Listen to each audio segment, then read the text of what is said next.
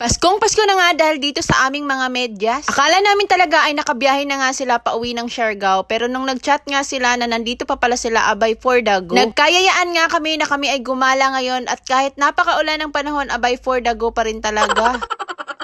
Wala ngang makakapigil sa amin dahil minsan nga lang kaming magsama. Anyways, nag-stop nga pala muna kami dito sa may closed na tindahan dahil nga sobrang napakaulan na. Wala pa naman kaming dalang kapote kaya naman talagang kami sumilong. Inabot nga rin pala kami ng halos mga 1 oras sa paghihintay dito na tumila na nga ang pag-uulan. Hanggang sa fast forward na nga at hindi na ako nakapag-video pa dahil napakalakas na nga ng ulan kanina at talagang kami bumiyahe pa rin. Nakarating na nga kami dito sa aming paroroonan at dito nga kami pupunta sa Lumondo Hanging Bridge. Pangalawang beses na nga pala naming makakapunta dito ni Foodpanda Rider. Tapos ito namang mga friends namin ay first time nga lang nila. Basa na nga rin pala kami nang makarating kami dito kaya naman kami nilalamig. Buti na nga lang at magpa-partner naman kami kaya kung may lalamigin man ay pwede rang mugakos dadun. Sobrang dami na ng tao ang nakapila ngayon dito pero kabaliktaran nga dahil kami nga lang talaga yung tao ngayon dito. Ang tapang nga namin dahil kahit napakaulan ngay pumunta pa rin talaga kami. Ano pa rin dyan ito? Panginit ba? Ano pa lang ni? Alam ka lang, alam. Ano, tigyan mo sila ko? Kali sa kawan. Kali ka lang, Alsay na. Napay mani o, gusto mo. Hindi ka ganahan ti or dyan lang kung nga doon Nag-iasay na sa... Esperanza. Hindi ko na talaga mapigilan yung sarili ko dahil napakasarap nga ng saging na nandito sa table ni auntie. Akala ko nga ako lang yung matakaw sa saging pati rin pala tong si Gian. Timing na timing nga yung pagpunta namin dito dahil mainit-init pa talaga yung saging ni auntie. Napakabait nga ni auntie dahil pati nga rin yung kanyang mani ay ibibigay nga rin niya sana sa amin. Pero ang target nga lang talaga namin ay saging. Anyway, salamat day auntie sa saging nimo. Habang kumakain nga nagsimula na rin kaming maglakad dito sa Hanging Bridge. Ang saya nga dahil solong-solo talaga namin ang Hanging Bridge ngayon. Hindi nga katulad nung una dahil napakadami talagang tao. Dahil second time ko na nga ito kaya naman hindi na nga ako masyadong natatakot. Hindi katulad nung una. Nung una kasi sa entrada pa lang nanginginig na nga ako.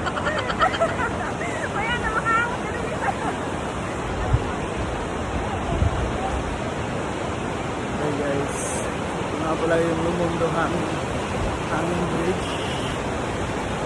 So, dito yung falls. Ito yung falls nila. Roadblock!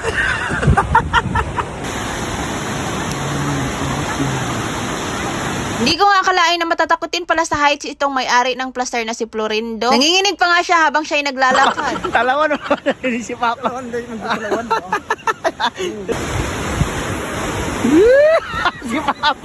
Si Papa ang napangawid na.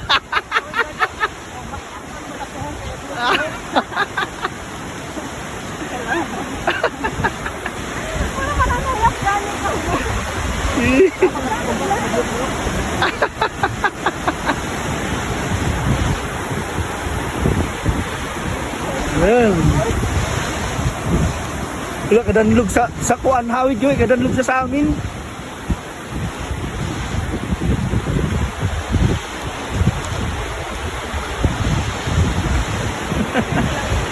Laagan.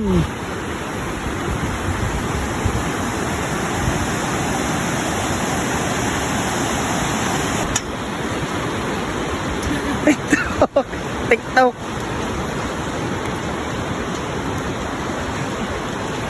Higawi ka hadya bo, walang tao sa ubos oh.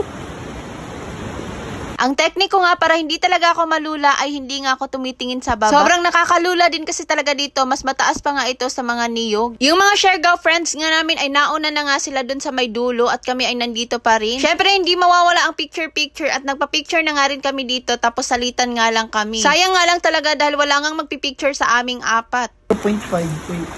Wala, sino pagpasiga? Hindi, pasigahan! Yun! Wow! Very good. Pinailaw nga nila yung mga lights kaso sandali nga lang pero at least na-experience nga namin yun. Pwede nga rin pala ditong mag-standby kapag gabi at mas maganda nga raw dito lalo na kapag gabi dahil meron nga silang mga lights. Magkaiba nga lang talaga ang entrance fee dahil kapag ganitong araw daw ay nasa 20 pesos ang entrance fee tapos kapag gabi naman at may lights ay nasa 50 pesos na yung entrance. Pero okay lang din naman yun dahil sulit din naman tapos ang ganda na rin ng view dito. Tumambay nga lang pala kami saglit sa may dulo at umalis na nga rin kami kaagad dahil may next pa nga kaming pupuntahan. Pasigahan ni Joe. Sure, okay, bujag.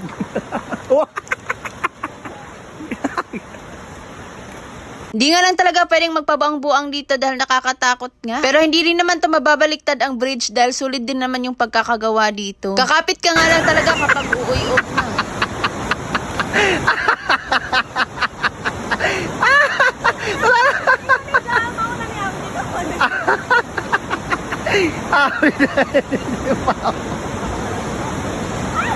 Kaya pa daw nasa pumapaliw.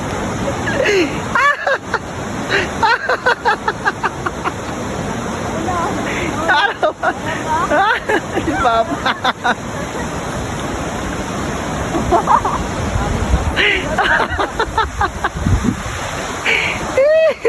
Salamat naman. Lagi lagi daw mabalik to. Wala na lang tiguyang ko. Namindya nag-uyap. Lupigan ka pang, dapat tiguyang ni Karen diri pang. Kapag matatakotin ka din talaga sa heights, ay naku, malulula ka talaga dito. Sabi pa nga ni Papang kung pwede nga lang dumaan sa shortcut, kaso nga lang wala namang shortcut. Kaya talagang kinakaya na nga lang niya kahit nanginginig na siya. Uro ako mas taas pa diri uno ka. Nakabalik na rin kami dito sa may entrance at sobrang pasasalamat namin kay auntie dahil sa saging niya. Dito nga pala banda ay meron nga silang kabayo na pwede nga lang kayong mag-rent. Kaso nga lang napakaulan nga kaya hindi na rin kami nag-try pa. Dito nga't may nadaanan kaming nagbebenta ng pang souvenir kaya naman napabili nga itong dalawa. Pagkatapos ay bumiyahe na rin kami kaagad at pupunta na nga kami sa next naming pupuntahan.